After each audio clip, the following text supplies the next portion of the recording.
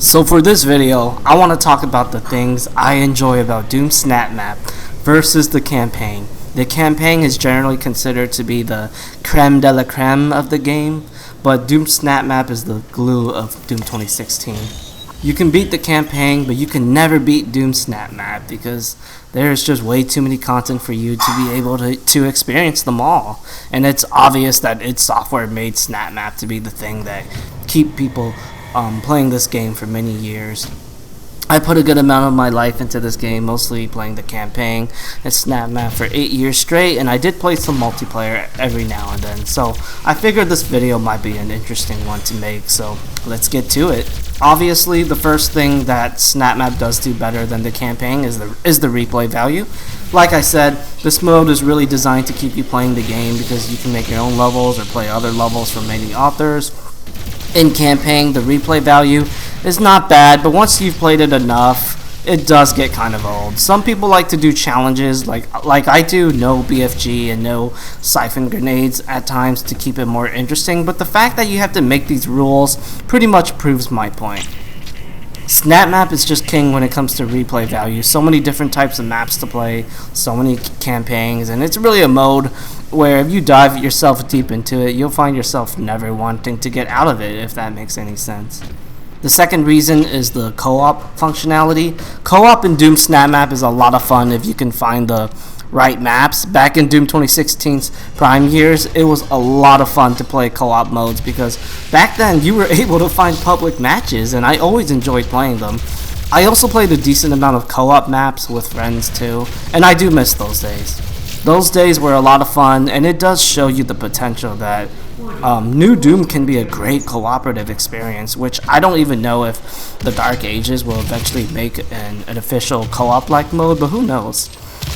Co-op in Doom SnapMap was definitely an underrated aspect, and that is why, back then, I've always wanted to make my maps support co-op play because I saw the potential in it. The third reason is better mechanical design or balance compared to the campaign.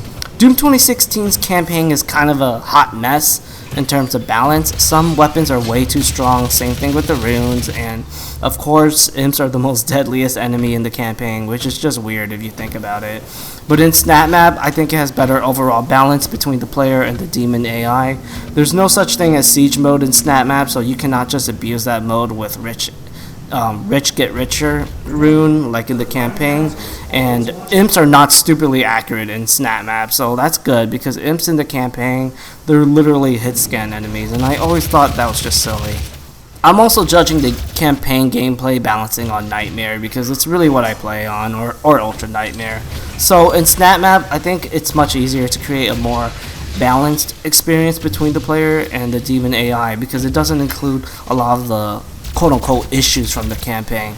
On top of that, SnapMap also doesn't include the campaign challenges, which I think that was a good choice because I personally was never a big fan of doing those challenges in the campaign because I really want like a more stripped down experience when I play Doom campaigns. It really reminds me more of the old games where you play at your own pace and you don't have to worry about doing certain challenges to earn upgrades, which is pretty mandatory in the early game of the campaign.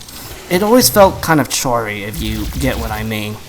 So this one is another obvious reason, but Doom SnapMap promotes creative expression compared to the campaign. Doom SnapMap is an editor, so it wants you to be imaginative if you want to use it at its fullest potential, but I think that's great.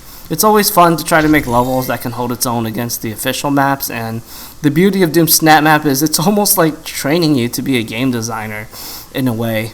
In reality, making video games will always be a struggle for the developers because limitations is a real thing, whether it's the platforms they're working for to make sure they play optimally, or dealing with deadlines, which is also a limitation factor because at the end of the day they do need to release the product, so they do have to make sure everything is on time.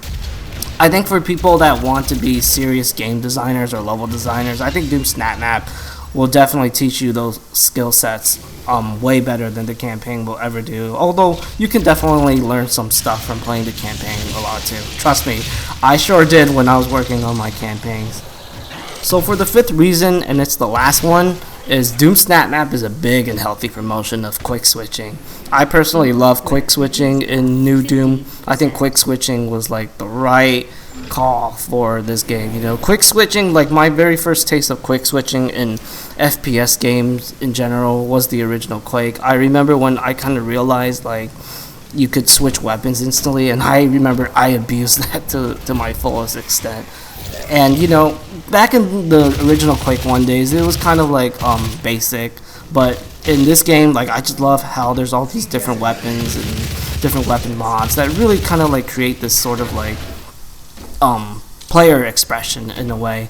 So in Doom 2016, quick switching is way more valued in SnapMap because weapons are weaker in Doom SnapMap compared to the campaign, but that's a good thing.